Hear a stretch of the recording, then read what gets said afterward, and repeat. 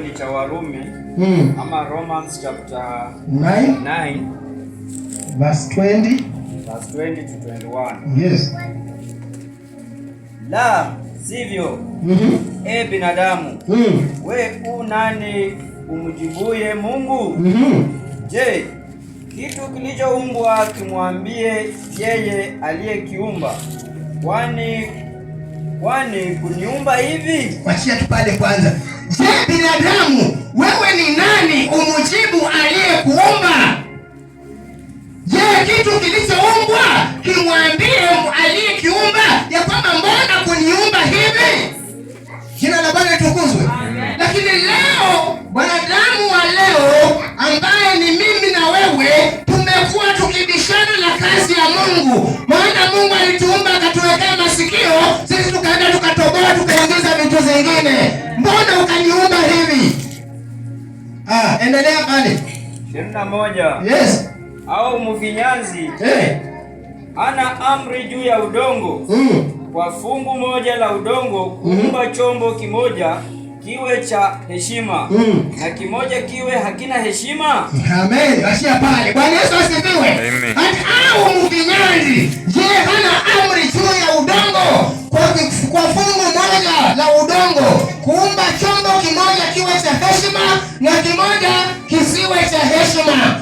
Kwa hivyo Mungu ndiye ana uwezo wa kukufanya wewe kuwa na heshima na kufanya huyu kukosa kuwa na heshima kadri ya imani yake kwake. Amen. Amen. Bwana Yesu asifiwe. Amen. Yaani Mungu alituumba vizuri, akafurahia uso, akafurahia umbo letu, lakini sisi tukaenda tukatoboa mapua, tukaingiza pale kitu, tukasema hiyo sasa imetengeneza hiyo uso. Ni ukweli ama uongo? Lakini Mungu mapenzi yake ni kwamba uweke hiyo kitu. Twende kwa ukweli. Bwana Yesu asifiwe. Mapenzi ya Mungu, alipendezwa na vile ulivyo. Alipendezwa ya kwamba unapokuwa hivyo na umtumainie, yeye ana uwezo wa kung'arisha zaidi. Lakini wakati unaweka vitu vingine, basi maandiko inasema unabishana na muumba wako ya kwamba mbona alikuumba hivyo. Wengine tumenunua mafuta, wengine tumepakwa, tulikuwa weusi, sasa tumeng'aa kama ile nyanya. Tumebadilika, si ndio? Sio mapenzi ya Mungu. Hayo ni wewe unayebishana na kazi ya Mungu, na hiyo ni makosa mbele za Mungu. Sema amen. Mungu anahitaji tukubali hali ambayo tuko ndani yake, tukubali vile alivyotuumba, na tunapomtumainia yeye atuweke kuwa na heshima zaidi ya vyombo vingine, kwa sababu tumemtumainia yeye. Pigia Bwana makofi mazuri, maana yeye anatupenda. Sema amen. Yeye alibeba umasikini wetu ili sisi tufanyike matajiri. Yeye alibeba udhaifu wetu ili sisi tufanyike wenye nguvu. Yeye alibeba dharau zetu ili sisi tuheshimiwe. Haleluya. Na ndiposa Mungu alidharauliwa, akadhihakiwa, akafanyiwa mambo yote pale msalabani, mwisho akasulubishwa ili mimi na wewe tuwe hai. Haleluya.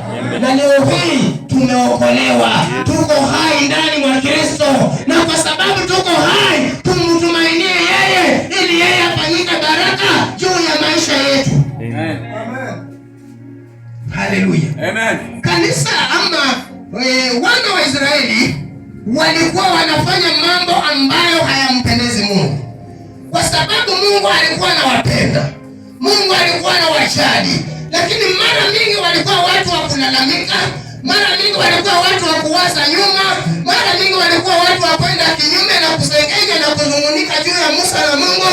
Mungu akasema kwamba anamtuma Yeremia aenda aone, anapoona aje wahubirie, awaambia kwamba vile mfinyanzi anafanya kazi yake, hivyo ndivyo Mungu anafanya juu ya maisha yetu.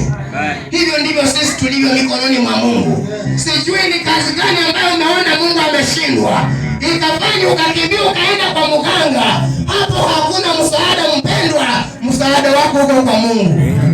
Rudisha tumaini lako kwa Mungu, maana wewe ni udongo mikononi mwa Mungu. Haleluya. Na Mungu ako tayari kukufinyanga na kukurekebisha na kukufanya kuwa chombo kizuri ambacho kinafaa machoni pake. Sema amen. Hiyo ndiyo mapenzi ya Mungu mpendwa. Mungu hataki tufanye visarakasi juu ya maisha yetu. Mungu hataki tufanye visarakasi juu ya miili zetu. Mungu hataki tufanye visarakasi katika nyumba zetu. Mungu anahitaji tumtumainie yeye ili yeye ajitukuze na aonekane akifanya kazi katika maisha yetu ili utukufu umrudie. Bwana Yesu asifiwe. Na ndiposa amesema ya kwamba sisi ambaye tumeumbwa hatuwezi bishana na muumba wetu. Na wakati unafanya kitu kwa sababu umeona mwingine amefanya, so wewe unafanya pia kwako, basi unabishana na muumba wako.